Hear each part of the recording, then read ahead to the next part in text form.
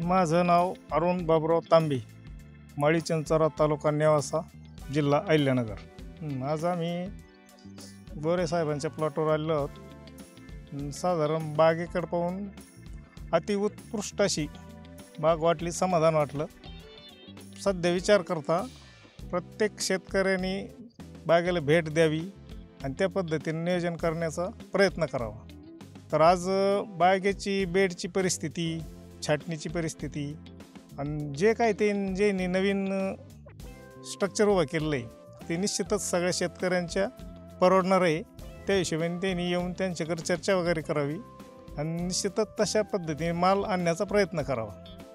तर आज आमच्या ग्रुपचे माळी चिंचोरा, तसेच नायगाव, श्रामपूर येथून पण अनेक शेतकरी आले आहेत।